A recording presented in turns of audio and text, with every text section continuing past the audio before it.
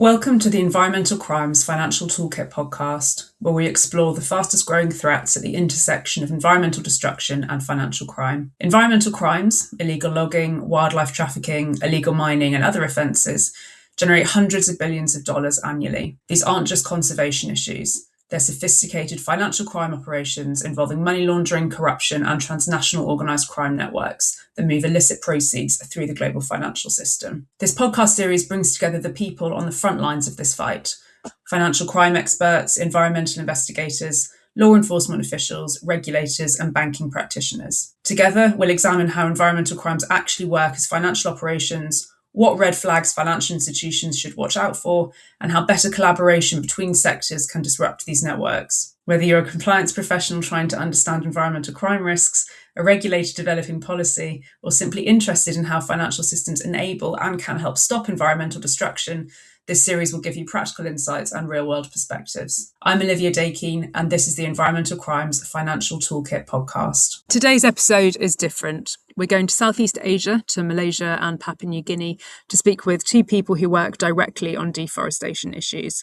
Their work is crucial because they see something that's often invisible to the financial sector: the real-world impact of the transactions that flow through banks every day. Joining me today are Adam Farhan, who is the director of Rimbawatch, an environmental think tank conducting research and advocacy on climate-related issues in the maritime Southeast Asia region and headquartered in Kuala Lumpur.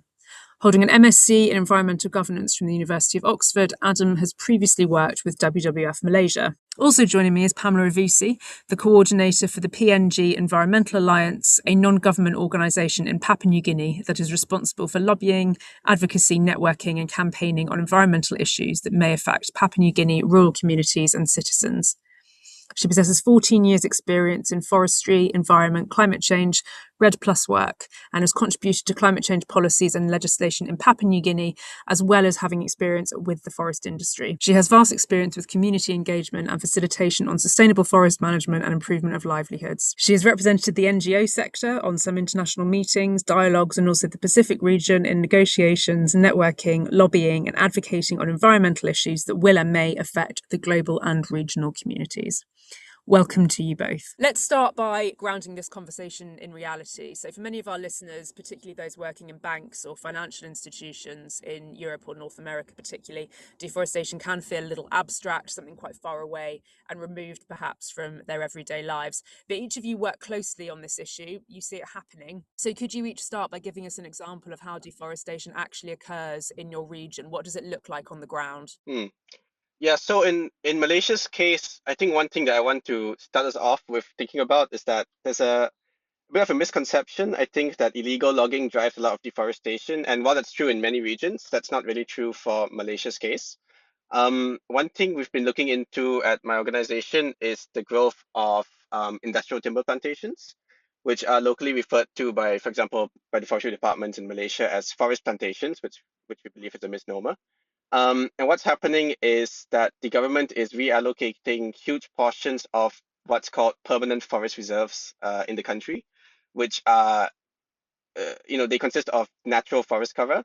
They are rezoning these natural forest areas as industrial timber plantations, as ITPs, is the acronym, which involves the conversion of this natural forest to monoculture, usually, high-yielding timber species like acacia or rubberwood. And that's really the primary driver of deforestation in countries like Malaysia as well currently. And this is a model that we seem to be exporting to other countries. And I think Pamela can now tell you about what's going on in Papua New Guinea with the forest clearing authorities, which follows a very, very similar model as to what's happening in Malaysia. So, Pamela, for our first question, so for many of the listeners of this podcast, especially those that work in banks or financial institutions in Europe or North America, deforestation can feel quite abstract to them. But you've obviously worked very closely on this issue. So could you just start giving us listeners a bit of an example of how deforestation actually occurs in your line of work and in your area, and what does it look like on the ground? Thank you very much. And firstly, thank you for having me on this podcast.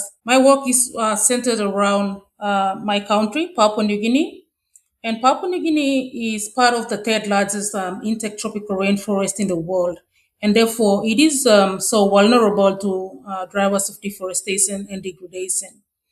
And one of it is being commercial logging. and there is massive deforestation. The timber that comes out from deforestation or commercial logging leaves our source mostly for the Asian markets, and it comes out in the form of round logs. And there is minor, very little percentage of portion that is exported out as in downstream processing product. And PNG is a bit unique because our land tenure system is mostly customary owned, which means the land belongs to the customary land owners. 97% of the land is under customary owned. But that has decreased to 85% because of deforestation through a mechanism called forest clearing authorities. It is a concessional mechanism where logging industries or logging tycoons, as we like to call them, apply through our government agency that manages forestry activities operations in Papua New Guinea called the PNG Forest Authority. And through the forest clearing authorities or FCA in short, then comes the deforestation. So most of the logs now that leaves our source is through FCAs. And PNG itself is the largest exporter of tropical logs worldwide. And that is about, or estimated at 2.5 million cubic meters per year that goes out of our source. 90% alone of the logs that is being exported out of PNG ends up in China. From this 90%, 38% of PNG's export originates from the FCAs, and that is massive deforestation. That leads to us last year working with Rimbawatch and Bruno Monsafan in Switzerland, BMF, to expose or publish a report on the logging activities that is being driven through FCAs in Papua New Guinea. And these activities frequently they occur on customary land. And most of the time, the free prior informed consent or FP process of landowners are not being facilitated properly. And sometimes it poses environmental and social impacts to our landowners in Papua New Guinea.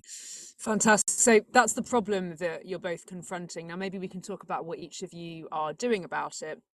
I think you've each taken different approaches to tackling deforestation. Perhaps you could tell us a little bit about your work, whether that's campaigns, investigations, community support, litigation, online tools, things like that. What each of your organisations actually do, how do you work together, and how does your work, do you think, complement or differ from one another? So what we're doing in Malaysia is monitoring concessions, which allows us to sort of monitor deforestation ex ante before it happens, and to alert, for example, communities residing in the local area or other stakeholders that might want to, protest or take some action against this planned deforestation. So, for example, on our website, we host something that we call the Forest Tracker, which is an interactive map that hosts more than 2,000 concessions that we've collated all across Malaysia. And we use this database as a tool and as a base for all of our advocacy. So, for example, we put out reports every year showing how many new concessions have been granted. What's the total spatial area that's under threat year on year. And we also calculate stuff like the carbon that would be released from these forests in the case of a conversion event. In this vein, we also look at concessions owned by or granted to Malaysian companies working abroad. And that's something that we've worked with Pamela. Very recently, we put out a report looking at the monopoly that Malaysian timber companies seem to have over this specific forest clearing authority concessions in the country.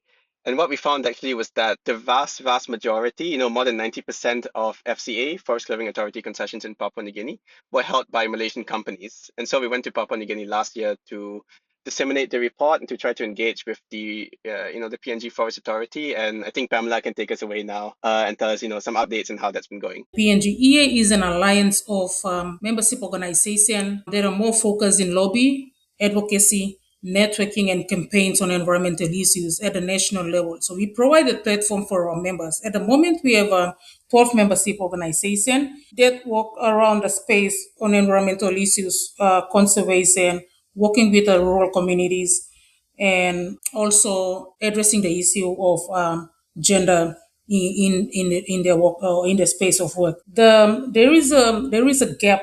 There is a gap at the national level on how we can voice our concerns or how we can provide a platform on environmental issues. So we try to address this gap, and the members come together, and there is our PNGEA is being created. And our main work is to do lobby and advocacy campaigns around environmental issues. We've done a lot of work on networking. We've been working with development partners. We've been working with other partners like I mentioned, Rimbawatch and Bruno Monsafans. And through our lobby and advocacy, we've worked with other players as well in the regional space, in the Pacific region space or the Oceania space. And we are being affiliated to a network called the Asia Pacific Forest Crime Network. And our work is to expose, do media campaigns, expose these, do research, contribute to policy development, contribute to policy reviews, especially in the natural resource sector. And most of the time, the issue is being faced by our members who are really working with our rural communities. We also provide a space on awareness, educational awareness, because few of our members are working in the education space as well, and it is something that we felt that it has to be taught in the institutions as well. So despite these challenges, we there are significant like opportunities, or despite our campaigns as well, we provide these there is significant opportunities for the PNGEA to drive meaningful change in the environmental sector. And we've been getting recognition from the government agency as well, seeing us that we've been playing this role and inviting us to contribute in consultations to policy or policy reviews, or even so in terms of developing strategies, we are being consulted from the civil society point of view, because we have our members have vast experience working with the community, and they've been working with the community for the last 20, 30 plus years. Yeah, so that's the main role that we provide. And we like to all ends with our development partners or other similar organizations around the Pacific region, plus the global space as well. And we need to expose this issue, and also learn from other organizations or learn from other countries what they are also doing in terms of deforestation or degradation of the forest. Yeah, thank you. This sounds like difficult, challenging work, so maybe let's talk about those directly. What are the biggest challenges you each face while doing this work? Yeah, well, I mean, I mentioned in my response to the earlier question how we collate concessions. And one of the key challenges that we have for our work is just the total opacity of official government data related to forestry. So, for example, the Malaysian government keeps data on the spatial data on oil palm concessions under the Official Secrets Act. They keep it confidential under that act. And that's similar for a lot of other concessions where it's either impossible to find on government websites and documents, or it's only available in piecemeal, minute categories and so on.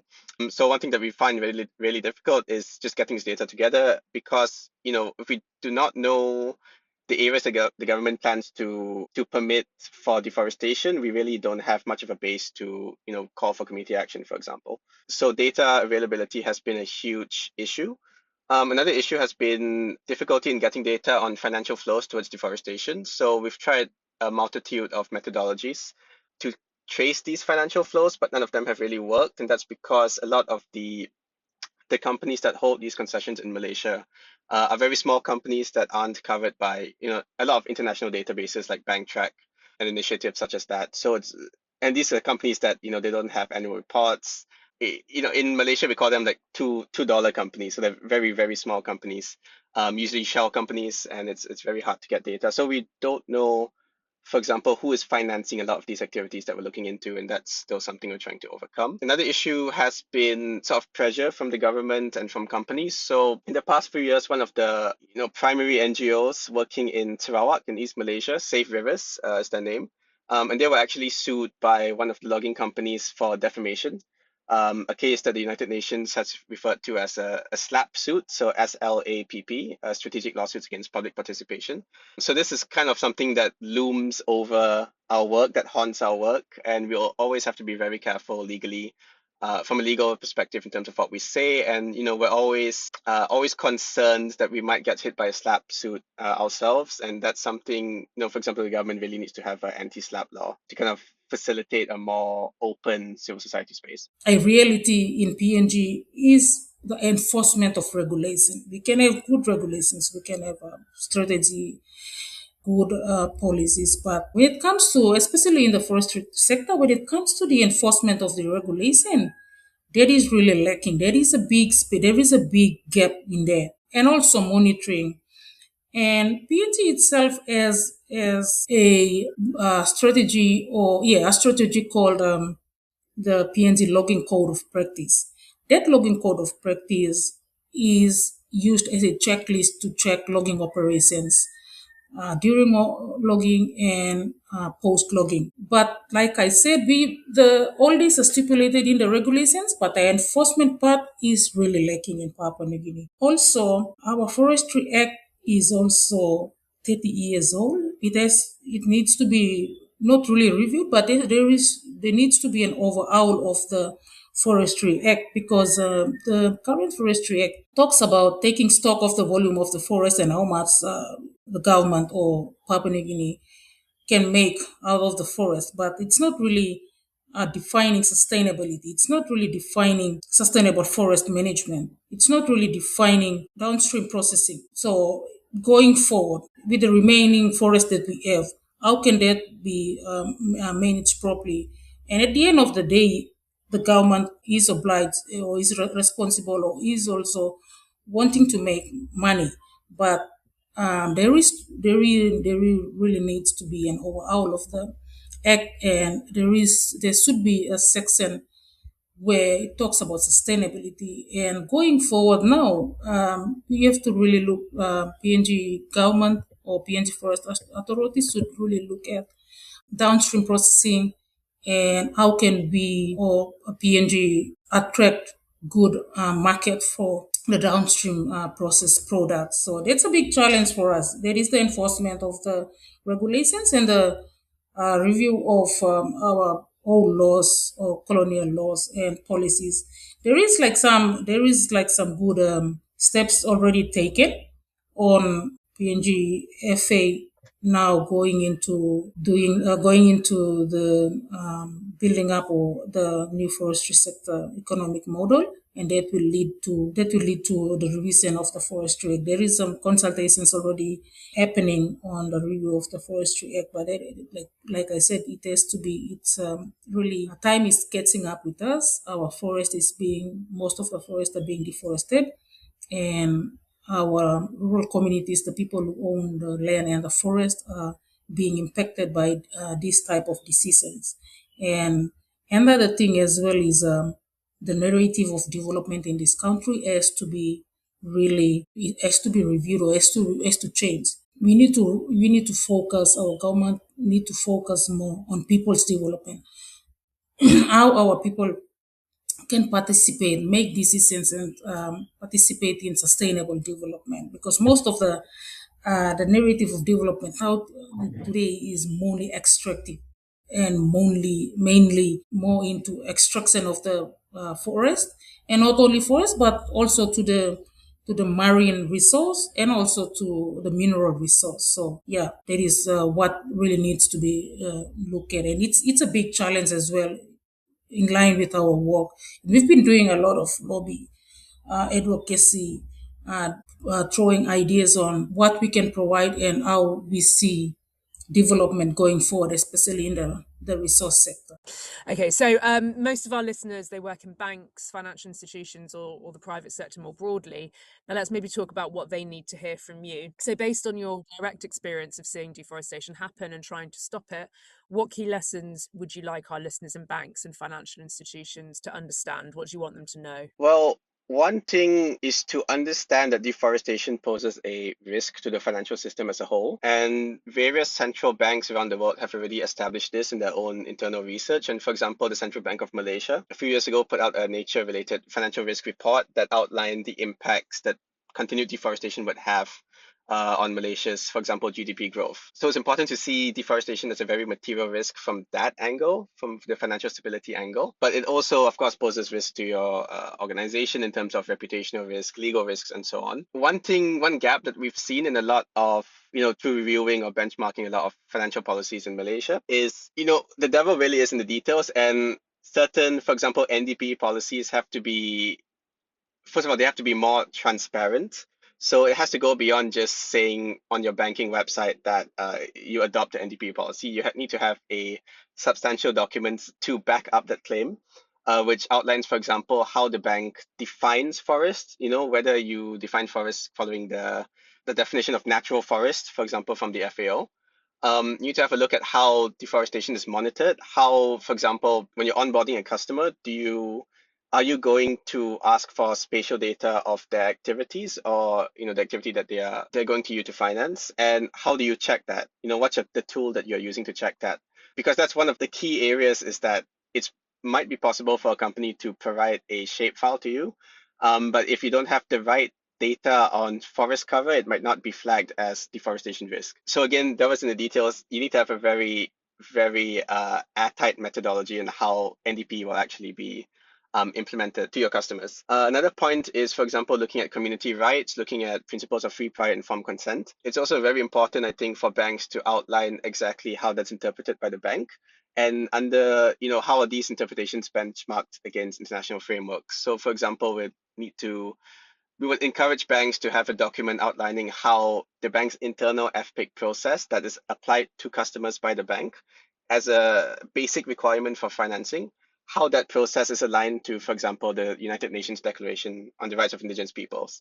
So again, my encouragement to banks is be very airtight about these targets to end deforestation and to end indigenous rights violations, and be very transparent in how the bank interprets these issues. Another thing we'd like to note to banks is, especially when looking at certain taxonomies, for example, the EU taxonomy or the upcoming ASEAN taxonomy, there's a strong reliance in these taxonomies on certification schemes. So, for example, if you're looking at if you're going through a checklist assessing a logging project, for example, under these taxonomies, as long as that project is certified under some international schemes, for example, the PEFC, Sustainable Timber Scheme, that automatically gives the activity a green light. And what we're seeing on the ground is that certification schemes are never a guarantee. They should never be accepted as a stamp of approval for fulfilling other requirements, such as your NDP requirement or your FPIC requirement. We've actually got a report coming out with Friends of the Earth UK in the next few months, looking at some of the timber certification issues. But what has already been published by, for example, our partners in Sarawak, in East Malaysia, is that concessions that are certified under these international schemes, such as the PEFC, do have deforestation and indigenous rights violations going on. These certification schemes often do not have effective complaints procedures such that communities can have their complaint addressed by the certifier. And in many cases, the audits of these concessions, of these certified concessions, can actually have information that is not really forthcoming about the situation on the ground, that misrepresents what's going on in terms of the environmental and social impact of these concessions, and that is written in a way that guarantees its subsequent certification rather than providing a truly independent assessment of the environmental qualities of the concession. So my message to banks again on this point is be very wary of certification schemes and apply additional due diligence beyond those certification schemes. So the financial institution plays a role where they provide a platform, or they provide large track of loans to this logging industry for their business. And for the banks, for the financial institutions, regulators and financial institutions has to investigate whether the entities they are financing is doing business with due diligence and are not violating the anti-money laundering or tax regulations. And they should really apply stringent process on no deforestation and peat exploitation of the natural resources, especially for developing countries like Papua New Guinea. And I also would like to stress on in the European market there is the EUDR concept, EUDR regulations, the European Union Deforestation Regulation. Regulation is talks about being more being more into sustainable development or conservation of the forest, and market not facilitating logs that comes out from unsustainably managed or unsustainably felled logs or managed logs. And EUDRS is stringent process. But the thing is, like I mentioned, the most of the logs lands 90% of the logs in Papua New Guinea lands in China. But in China, where did they go? What happens there?